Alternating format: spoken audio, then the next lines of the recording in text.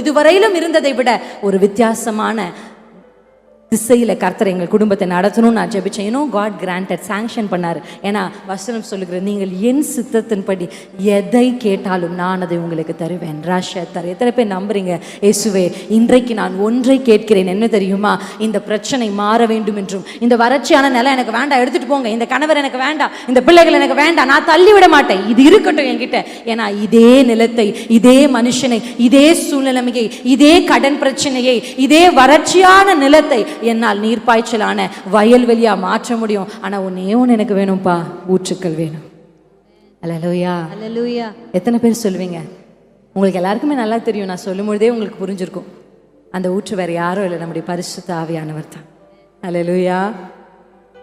எத்தனை பேருக்கு தெரியும்? ஆமா, என்னால் ஒன்றும் முடியாது. நீங்க உங்க சொந்த முயற்சியில எத்தனையோ உங்களுடைய கணவரை, உங்களுடைய பிள்ளைகளை, உங்களுடைய குடும்பத்தை மாற்ற முயற்சி செஞ்சீங்க. ஆனால் நான் சொல்கிறேன், இன்றைக்கு அக்ஸால போல தயவு செஞ்சு இறங்கிடுங்க. எதிலிருந்து? கழுதையிலிருந்து இறங்குங்க. இறங்கி போய் ஆண்டவர்கிட்ட கேளுங்க, அப்பா எனக்கு ஊற்று வேணும், எனக்கு ஊற்று வேணும். எத்தனை பேர் இன்னைக்கு கேட்க போறீங்க? எனக்கு ஊற்று வேணும். இந்த ஊற்று நம்ம வாழ்க்கையில் வந்துருச்சு அப்படின்னா, எவ்வளவு வறண்ட நிலமா இருந்தாலும் அது நீர் பாய்ச்சலான தோட்டமாய் மாறும். அதை தோட்டமா மாத்துறதுடைய பொறுப்பு உங்க கையில. கைகளை உயர்த்தி சொல்லுங்க, கைகளை அசைச்சு. ஏன்னா வசனம் சொல்லுதே, அண்ணனும் ஆல்ரெடி சொல்லிட்டார், கர்த்தர் அந்த பொறுப்பை யார்கிட்ட கொடுத்திருக்கிறாரு? எப்படி அன்றைக்கு ஏதேன் தோட்டம் என்கிற அந்த தோட்டத்தினுடைய பொறுப்பை கர்த்தர் அன்றைக்கு யாரு கொடுத்தாரு?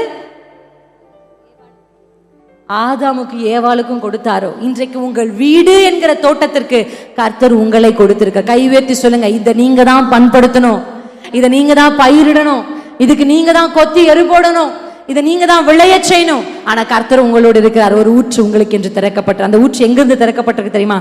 பரலோகத்தில் அவர் சிங்காசனத்திலிருந்து ஒரு ஊற்று உங்களுக்காக திறக்கப்படுகிறது.